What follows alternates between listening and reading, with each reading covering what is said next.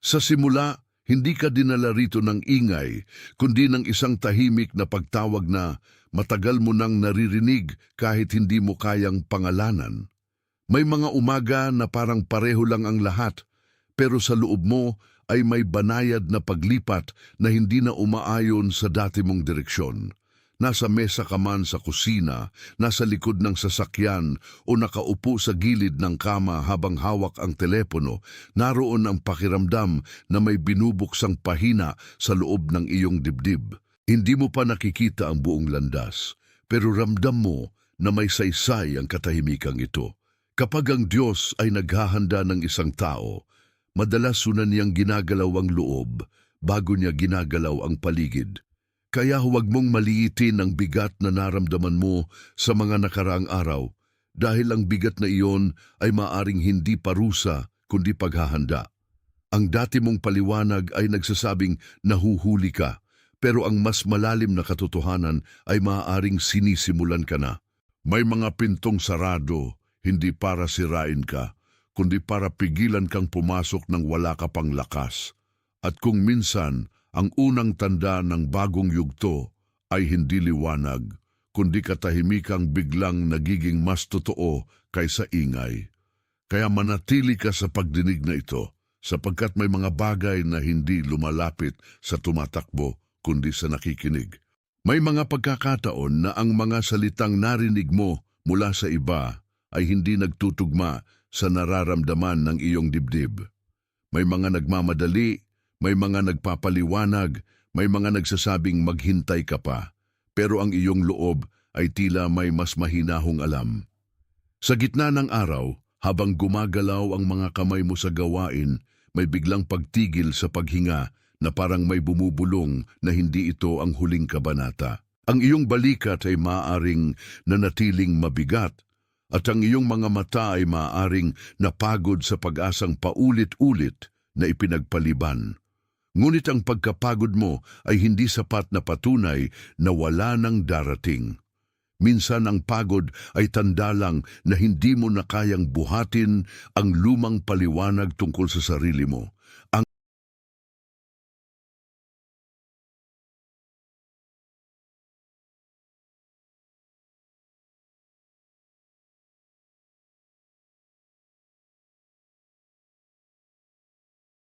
Pansin, kailangan mong maghanda ngayon. Naghanda ako ng eksklusibong material para sa mga nararamdamang inihiwalay para sa mas dakilang layunin, ngunit nabubuhay na napapaligiran ng ingay, mga abala at mental overload. Ito ay isang 30 araw na paglalakbay na magbabago sa iyong buhay. Isang ginagabayang landas upang protektahan ang iyong isipan at maghanda sa darating na may pang-araw-araw na pagsasanay sa focus, limitasyon at disiplina. Itigil mo na ang pakikipag-usap sa ingay. Matutunan mong tukuyin ang mga abala bago kanila kontrolin at palakasin ang iyong isipan. Available din sa immersive audio version. Mahigit 10,000 mambabasa na ang nagbago ng kanilang buhay sa pamamagitan ng 30 araw na paglalakbay. Libu-libong tao na ang nagsimula sa pagbabagong ito, mga taong tulad mo na pagod na sa pamumuhay sa ulap, mga ordinaryong taong nagdesisyon nang ihinto ang pagtanggap sa mental chaos.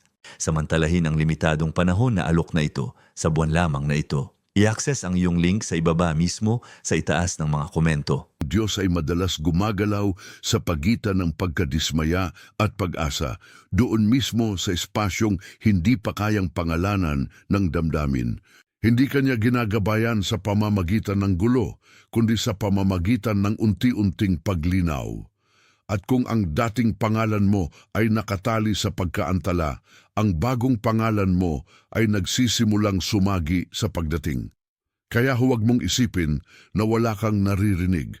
Minsan, ang pinakamatibay na gabay ay dumarating na halos pabulong.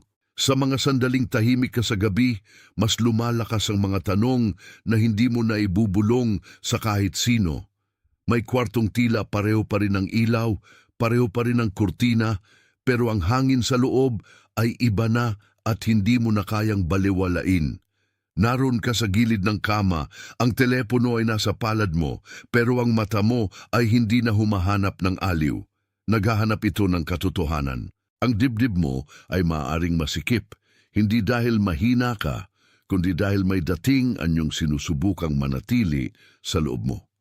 Kapag ang isang tao ay nagsisimulang gisingin ng Diyos, hindi palaging agad niya naiintindihan ang sarili niyang paggising.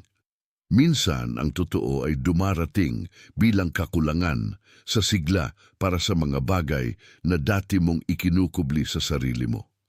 Ang lumang pagkatao mo ay may tunog na pamilyar, pero ang bagong pagkatawag ay may kapayapaang hindi mo na maaaring ipagpalit. At dito mo naririnig ang pagitan ng bago at luma. Ang luma ay humihila pabalik, ang bago ay tahimik na nag-aanyaya pasulong. Huwag mong kalabanin ang kabagalan ng puso mo, sapagkat ang tunay na pagbubukas ay hindi laging maingay. Ito ang uri ng pagdating na hindi nagsisigaw, pero hindi rin natitinag. Hindi ka tinatawag ng kabanatang ito para magmadali, kundi para makinig sa pagitan ng mga detalye na dati mong nilalampasan. Sa linya ng pila, sa traffic na umiikot sa parehong kanto, sa mesa ng trabaho na puno ng papel at hindi natatapos na mensahe, may isang uri ng paghihintay na naging pamilyar sa iyo. Ang paghihintay na iyon ay minsang nagmukhang kabiguan, pero ngayon ay maaaring bahagi ng paghubog. Ang katawan mo ay natutong huminga ng mababaw kapag may inaasahang malasakit na hindi dumarating. At natuto rin itong manahimik kapag ayaw ng umasa. Ngunit ang tahimik na pag-iingat ng iyong loob ay hindi nasayang. Ang Diyos ay marunong gumamit ng mga panahong tila walang nangyayari upang ayusin ang direksyon ng isang buhay. Ang dating pagtingin mo sa pagkaantala ay maaaring magbago kapag nakita mong may mga ugat na kailangang lumalim bago tumubo ang bunga. At kung minsan ang pinakamahalagang pintuang mabubuksan ay yaong hindi mo kayang puwersahin, kaya huwag mong ipilit na maintindihan agad ang lahat dahil ang mga pangungusap na para sa iyo ay hindi laging sabay dumadating. Ang kabanatang ito ay nagsisimula sa mga bagay na matagal nang humihinga sa dilim. May mga desisyong tila maliit sa paningin ng iba pero mabigat sa iyong espiritu. Kapag isinara mo ang tahimik na bahagi ng araw at pinili mong huwag nang sagutin ang lahat ng ingay, may kakaibang linaw na dumarating sa iyong mga kamay at balikat. Sa isang simpleng biyahe pa uwi, sa pagmamasid sa ulap sa bintana o sa pagupo sa kusina habang unti-unting lumalamig ang kape, maaari mong mapansin na hindi ka na ganoon kadaling matinag. Ang ulo mo ay maaaring pagod sa mga tanong, pero ang puso mo ay nagsisimulang maging mas payapa sa katahimikan kaysa sa paliwanag. Iyan ang uri ng kaayusang dumarating kapag hindi na ito hinahabol ng sariling lakas. May mga pagkakataon na ang Diyos ay hindi nagdadagdag ng bagong ingay. Binabawasan niya ang dating ingay hanggang marinig mo ang totoo. Ang dating ugali mong magpaliwanag ng sobra ay nagsisimulang mapalitan ng kapahingahan na hindi kailangang depensahan. At sa pagitan ng luma at bago, ang bagal ay nagiging lugar ng paglilinis. Kapag masyado kang nagmamadali, madalas mong pinapaigsi ang proseso na siyang mag-iingat sa iyo. Kaya tanggapin mo ang araw na ito bilang isang paanyaya sa mas mahinahong lakas, sapagkat may mga bagay na lumalakas lamang kapag tumitigil sa pakikipaghabulan. Hindi mo kailangang pigain ang sarili para patunayan ang halaga mo sa kabanatang ito. Sa loob ng iyong dibdib, may mga lamat na hindi mo ipinapakita at may mga gabing umiinog ang isip mo sa parehong tanong hanggang sumakit ang ulo mo. Kapag humihiga ka sa kama at pinapatay ang ilaw, minsan ay saka lamang lumalabas ang bigat ng hindi nasabi, ang mga salitang hindi mo maabot sa araw. Ang katahimikan ay nagiging salamin, at sa salaming iyon nakikita mo ang bahagi mong pagod na sa pag-aangkop. Ang katawan mo ay maaaring nagsasabi ng katotohanang matagal ng sinisikap ng isip na itago. Hindi ka nilikha para ipagsiksikan ang sarili mo sa mga silid na masyadong maliit para sa tinig na ibinigay sa iyo. Kung minsan ang paghihigpit sa dibdib ay hindi kaaway, Ito ay paalala na may mas maluwang na daan na hinihintay ka. Ang dating takot mo na baka mawalan ka kapag binitiwan mo ang nakasanayan ay unti-unting natatalo ng bagong kamalayan na mas mapagkakatiwalaan ng gabay kaysa gulong ginawa ng sarili mong pagod. Kaya huwag mong ipagkamali ang paninikip na iyon sa kapahamakan, sapagkat may mga paninikip na nagsisimula lamang bago ang paglawak. At ang paglawak na iyon ay hindi laging nakikita agad, pero nararamdaman ito ng pusong handang tumigil sa pagtatanggol. Ang sinisimulan sa iyo ay hindi lang emosyonal na pagginhawa, kundi mas malalim na pagkilala. Sa isang simbahan man, sa isang sasakyan na nakaparada sa gilid ng daan, o sa isang madilim na sulok ng bahay kung saan ka nagdarasal ng walang palabas. May pagtatagpong hindi mo planado pero hindi mo na mababalikan. Ang iyong mga kamay ay maaring nakatupi, ang iyong hininga ay maaring mabagal, at sa loob mo ay may tanong na, bakit ngayon ko lang ito narinig ng ganito kalinaw? Dahil sa isang antas, maaring ito ay simpleng katahimikan. Sa mas malalim na antas, ito ay pagkilala na hindi ka tinigil ng Diyos, kundi itinatabi ka muna sa mas maingay na direksyon.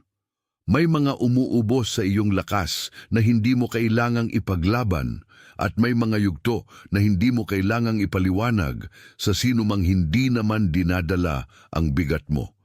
Ang lumang sistema ng pagkalito ay nakatira sa palagay na kailangan mong maunawaan ang lahat bago sumunod. Ngunit ang bagong daan ay gumagalaw sa paniniwalang minsan sapat na ang malinaw na pagudyok. Kapag pinili mong pakinggan ang banayad na hila na ito, mapapansin mong mas kaunti ang tensyon sa loob mo. At doon nagsisimula ang tunay na pagbabalik, hindi sa paggawa ng mas marami, kundi sa pagtigil sa paglaban sa totoo. May mga gabing hindi mo na kailangang itanong kung bakit ka naiiba sa dating ikaw. Makikita mo ito sa paraan ng iyong pagdilat sa umaga, sa bigat ng unan sa likod ng leeg, sa paghawak mo sa tasa bago pa man uminit ang kape. Ang mga maliliit na kilos na ito ay naglalaman ng mas malaking katotohanan kaysa sa maraming paliwanag. Ang iyong katawan ay may alaala ng mga panahong nagtitiis ka lang upang hindi mapansin ang pagod. Ngayon mas malinaw na ang loob mo ay ayaw ng manirahan sa lumang tuntunin ng pagiging maliit. Hindi ka tinatawag upang ipagpatuloy ang isang buhay na laging nakikibagay sa kirot. Ang tawag sa iyo ay mas tahimik pero mas matatag. Lumipat, magpahinga, makinig, tumugon. Sa ganitong uri ng paglipat, ang espiritu mo ay hindi sumusuko, nagiging mas matapat ito. Kapag sinunod mo ang katotohanan ito, may mga relasyon, ugali at takot na natural na maluluwag ang kapit. Kung hindi mo ito susundan, ang dating siklo ay patuloy na hihila sa iyo pabalik sa parehong pwesto ng pagod. Kaya huwag mong maliitin ang maliit na pagbabago, dahil minsan ito ang unang bakas ng pinakamalaking paglipat na darating sa buhay mo. Sa puntong ito, kung may isang tanda man na tumama sa iyo habang binibigkas ko ito, huwag mo nang itago sa loob. Kung ang iyong balikat ay bumaba, kung ang hininga mo ay lumuwag, kung may bahagi ng puso mo na nagsabing oo kahit walang sinabi ang bibig mo, type mo sa mga komento ang numerong 888. Ang simpleng pag-type na iyon ay hindi hiwaga ng numero. Ito ay maliit na pagsang-ayon na may gumagalaw na sa loob mo. Walang kailangang ipaliwanag ng mahaba dahil minsan ang pag-amin ay mas malalim kaysa mahabang paliwanag. Type mo ang 888 tapos bumalik ka sa akin. Ang ginawa mong iyon ay parang paglagay ng marka sa araw na ito, na para bang sinasabi mong napansin mo ang pagdating. At sa mga sandaling gaya nito, ang pagkilala ay mahalaga sapagkat hinahasa nito ang pakikinig mo. Ang araw na hindi mo pinapansin ang mga maliit na tanda ay madalas ding araw na hindi mo napapansin ang pagbubukas. Pero kapag ibinuhos mo ang pansin mo kahit sa maliit, mas magiging handa ka sa mas malaki. Kaya manatili ka rito dahil ang susunod na bahagi ay hindi lang tungkol sa pakiramdam, kundi tungkol sa pagkakita sa paggalaw ng bukas. Habang patuloy na binubuksan ang larawang ito sa loob mo, hindi ka hinihingan ng malaking pagtatanghal. Ang iyong pagtugon ay maaaring magsimula sa katahimikan sa harap ng bintana sa madaling araw habang nakaupo ka at nakatingin sa mga dahong gumagalaw sa hangin. May mga araw na ang pinakamalakas na panalangin ay hindi malakas na salita, kundi ang paglalagay ng isang kamay sa dibdib at pagsasabing, nandito pa rin ako. Sa mga ganyang sandali, ang katawan mo ay nagiging mas totoo kaysa dating maskara mo. Ang lumang takot na laging kailangan mong magpaliwanag ay unti-unting napapalitan ng payapang pagtanggap sa maliit na tanda. Maaari itong maging pagod na biglang humupa, luha na hindi mo pinilit o pagnanais na huwag nang makipagsabayan sa ingay ng lahat. Ang Diyos ay madalas gumagalaw sa mga simpleng detalye ng araw, sa paghawak mo sa tasa, sa pagbukas mo ng pinto, sa pagpili mong huminga bago sumagot. At sa gitna ng mga simpleng iyon, may lumilitaw na direksyon na hindi kailangang sumigaw para maging totoo. Kapag hindi mo pinatay ang maliit na liwanag, mas madali mong makikita ang landas na dati mong ipinapalagay na sarado.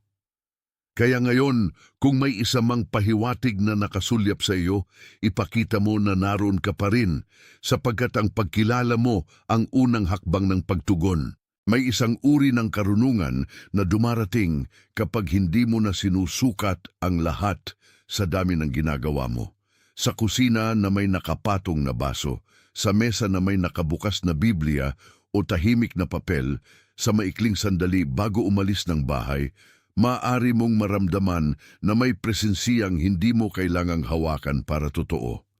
Ang iyong dibdib ay hindi na kailangang makipagtalo sa lahat ng dating takot. Ang mga kamay mong laging abala ay nagsisimulang matutong magpahinga. Iyan ang simula ng pag-aayos na hindi gawa ng puwersa kundi ng pakikinig. Kapag sinimulan ng Diyos na gawing malinaw ang isang bagay, hindi niya sinasamahan ng kalituhan. Kung may pagsalungat man, iyon ay kadalasan mula sa lumang ugali mong gustong bumalik sa dating kontrol. Ang kapangyarihan ng bagong kabanata ay nakasalalay sa katotohanang hindi mo ito kailangang likhain, kailangan mo lamang itong salubungin. At kung ang loob mo ay may bahagyang nanginginig, maaaring iyon ang katawan mong natutong kilalanin ang katotohanan bago pa ito maipaliwanag ng isip. Kaya bumalik ka sa pakikinig sapagkat ang susunod na pinto ay hindi nagbubukas sa ingay kundi sa malinaw na pagsang-ayon ng puso. Minsan ang pinakamahirap tanggapin ay ang ideyang hindi ka na babalik sa lumang paraan ng pagtingin sa sarili mo. Ang iyong mga mata ay maaaring napagod na sa parehong siklo ng pag-asa at pagkadismaya. Ngunit ngayon ay may bagong antas ng kapayapaan na dumarating kapag hindi mo na pinilit ang dating bilis.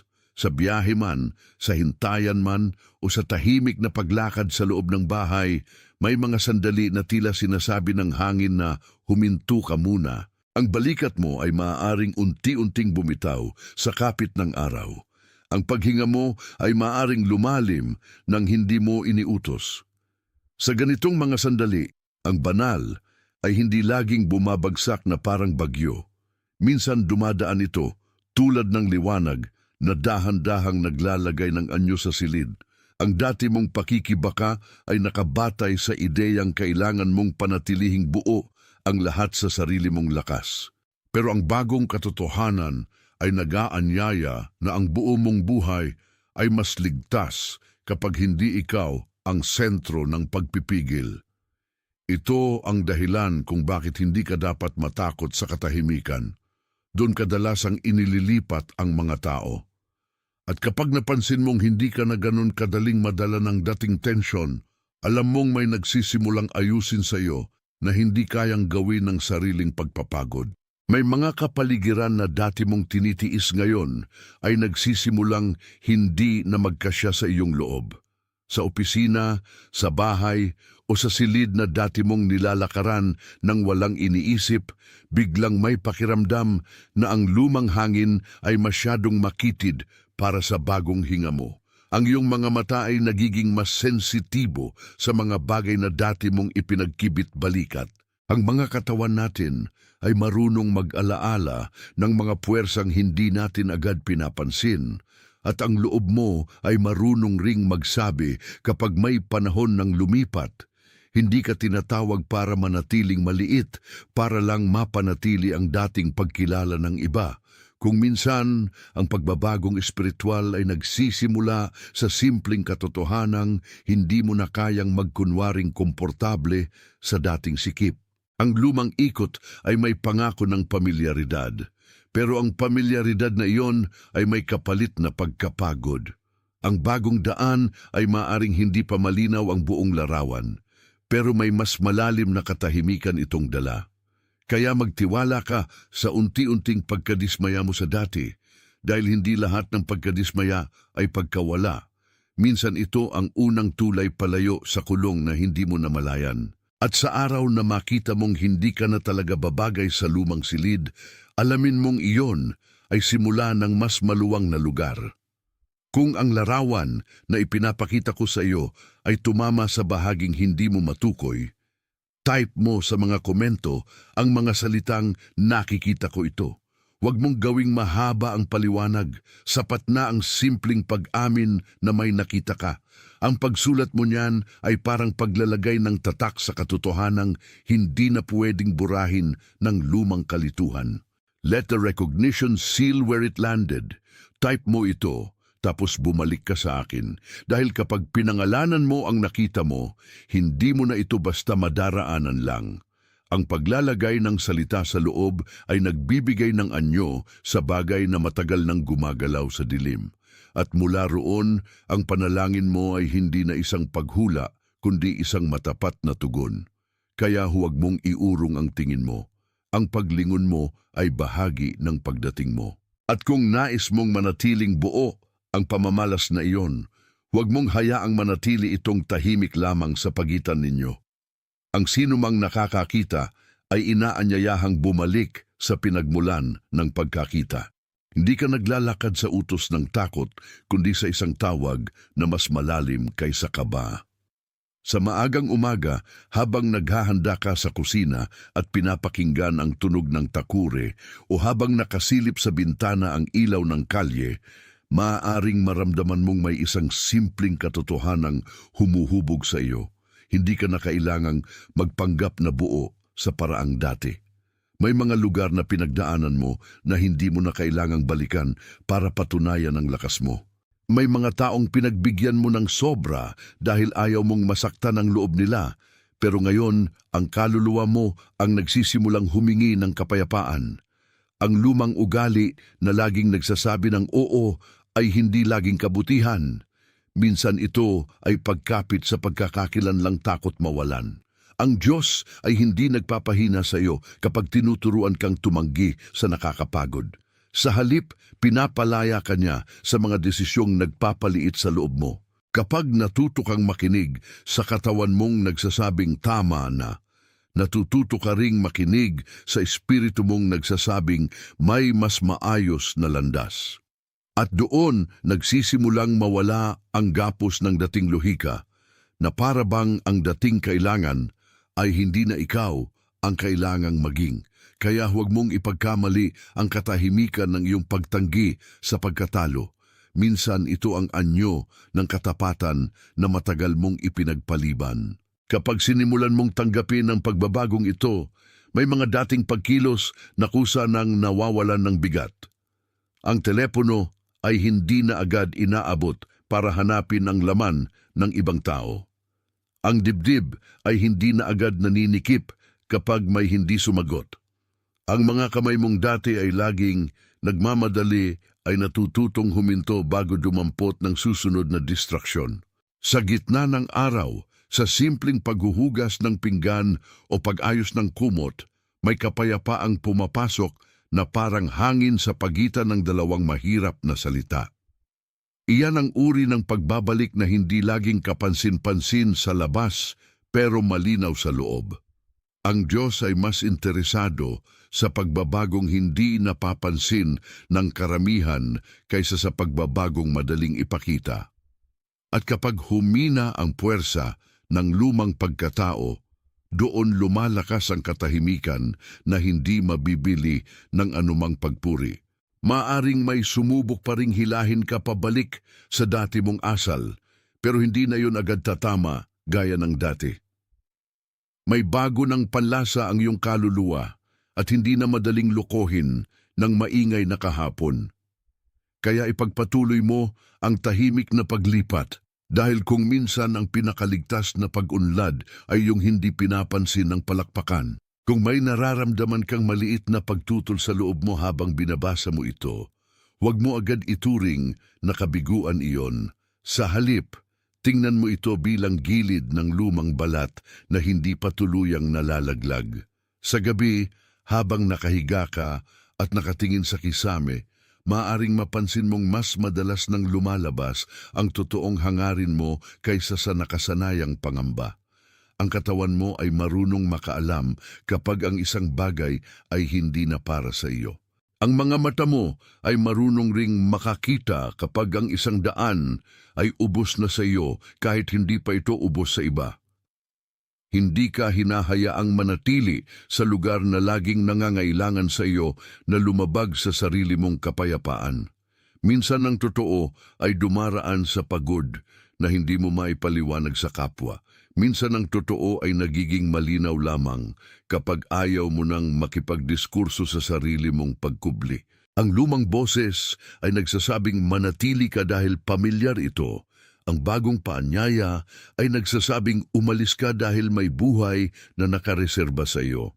Kapag pinili mo ang mas tahimik na katotohanan, hindi ka nawawalan. Ikaw ay inililigtas mula sa paulit-ulit na pagkasira.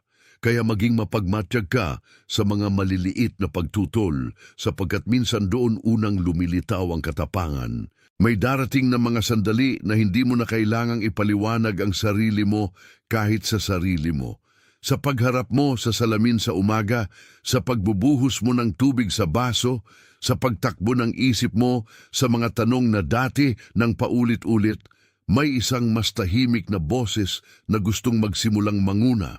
Ang katawan mo ay maaring pagod na sa panibagong simula, pero ang espiritu mo ay mas handa kaysa dati. Sa mga simpleng gawain ng bahay, sa pag-fold ng damit, sa paglalakad sa pasilyo, makikita mo na ang bagong yugto ay hindi kailangang dramatiko para maging totoo. Ang Diyos ay madalas gumagawa ng pinakamahalagang trabaho sa mga puwang ng karaniwan. Kapag hindi mo hinigpitan ang pag-asang mababa ang dating mo, mas maayos mong makikita na ang kapalit ay hindi luho kundi katatagan. Ang lumang pagkakakilanlan mo ay nakasalalay sa pagtanggap na kapos ka. Ang bagong pagkakakilanlan ay nakasalalay sa pagkilalang ginagabayan ka. At habang tumitibay ang pagkilalang ito, nababawasan ang bigat ng pagdadala sa lahat ng bagay ng mag-isa. Kaya huwag mong ikahiya ang pagod mo. Maaari itong maging tulay sa pagsunod, hindi hadlang. At sa tulay na iyon, ang susunod na hakbang ay hindi mo na kailangang hilahin sapagkat nagsisimula na itong tumuntong sa iyo. Kung ang pagbabagong ito ay nakaupo na sa loob mo at hindi mo na kayang itanggi, type mo sa mga komento ang mga salitang, "Ako ay handa." Huwag mo itong gawing propesya na ikaw ang gumagawa. Gawing pagkilala ito na tumutugon ka lamang sa tawag na dumating na. Ang sinulat mong iyon ay hindi pangako ng sariling lakas, kundi tanda ng pagsang-ayon sa direksyong inilalagay sa iyo. Type mo ito, tapos bumalik ka sa akin. Let the words settle where they belong. Kapag ang kamay mo ang nagsulat, mas nagiging buo ang pagpasok ng puso mo sa sinasabi mo. At sa ganitong uri ng pagsulat, ang loob mo ay hindi na nagtatago sa pagitan ng hangad at takot. Kaya huwag mong ipagpaliban ang simpleng pag-amin na ito. sapagkat may bisa ang tahimik na pagsang-ayon kapag ito ay tapat. Minsan, ang pagpasok sa bagong yugto ay nagsisimula sa isang pangungusap na hindi mo na kayang lunukin pabalik. At kapag nasabi mo na ito, mas malinaw mo nang maririnig ang kasunod. Ang ginagawa sa iyo ngayon ay hindi paghatak-palayo sa buhay mo, kundi pag-uwi sa mas totoo. Sa mga hapon na tahimik, sa mga sandaling wala ka nang gustong ipakita, sa paghawak mo sa tasa habang unti-unting lumalamig ang kape, mararamdaman mong ang pagbabalik ay nagsisimula sa loob ng katawan. Ang iyong mga kamay ay nagiging mas mahinahon. Ang iyong mga balikat ay unti-unting bumababa.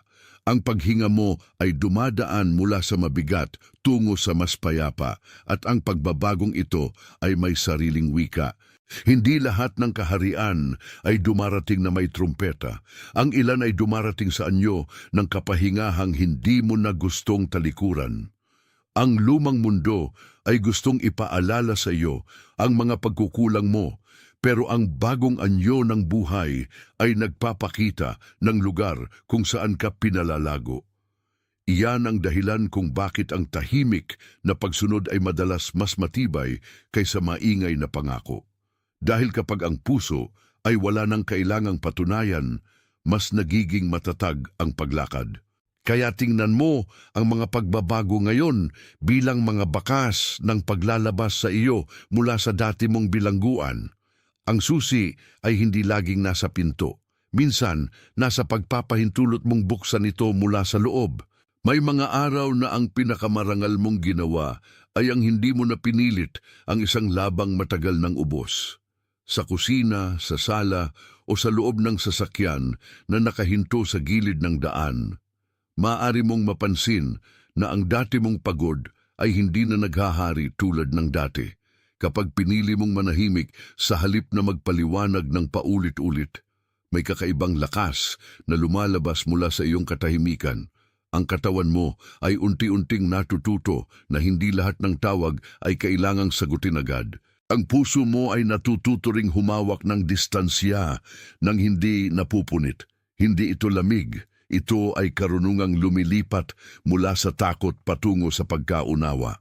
Ang Diyos ay maaaring nagtatayo sa iyo ng mas maayos na panloob na hangganan. At ang mga hangganang iyon ay hindi pader kundi silid para sa kapayapaan. Ang lumang sarili mo ay ginamit ang pagkapagod bilang paraan para manatiling konektado sa lahat. Ang bago ay natututo kung paano manatiling tapat sa iilan nang hindi nawawala ang kapayapaan. At sa prosesong ito, mas malinaw mong mauunawaan na hindi lahat ng pagkawala ay pagkawala. May ilan ay pagbalik ng sarili mong lakas. Kaya huwag kang matakot sa pagputol ng hindi na pumipigil sa iyo, dahil ang tunay na pagtubo ay madalas may kasamang tahimik na paghiwalay. Kung may isang taong pumasok sa isip mo habang naririnig mo ito, huwag mo nang ituring na aksidente lamang. May mga mukha na dumaraan sa isipan na parang may dalang pangalan ng pagod, pag-asa at hindi sinasadyang paghihintay. Baka ito ang taong tahimik na pagod, o ang taong nakangiti pero matagal nang naghahanap, o ang taong malakas tingnan pero may dalang panalangin hindi niya binibigkas. Ang iyong pag-alala sa kanila ay maaaring hindi lang damdamin, maaari itong maging paanyaya. Ibahagi mo ito sa kanila, hindi bilang rekomendasyon, kundi bilang paghahatid, parang mensaheng dumating sa iyo at dapat ding makarating sa kanila sa tamang oras.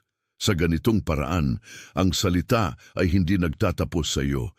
Ito ay nagiging daan para sa isa pang puso na marinig ang parehong pag-alis sa bigat. Ang Diyos ay marunong gumamit ng simpleng pagbahagi. Pansin, kailangan mong maghanda ngayon. Naghanda ako ng eksklusibong material para sa mga nararamdamang inihiwalay para sa mas dakilang layunin, ngunit nabubuhay na napapaligiran ng ingay, mga abala at mental overload. Ito ay isang 32 araw na paglalakbay na magbabago sa iyong buhay. Isang ginagabayang landas upang protektahan ang iyong isipan at maghanda sa darating na may pang-araw-araw na pagsasanay sa focus, limitasyon at disiplina. Itigil mo na ang pakikipag-usap sa ingay. Matutunan mong tukuyin ang mga abala bago kanila kontrolin at palakasin ang iyong isipan. Available din sa immersive audio version. Mahigit 10,000 mambabasa na ang nagbago ng kanilang buhay sa pamamagitan ng 30 araw na paglalakbay. Libu-libong tao na ang nagsimula sa pagbabagong ito, mga taong tulad mo na pagod na sa pamumuhay sa ulap, mga ordinaryong taong nagdesisyon nang ihinto ang pagtanggap sa mental chaos. Samantalahin ang limitadong panahon na alok na ito sa buwan lamang na ito. I-access ang iyong link sa ibaba mismo sa itaas ng mga komento.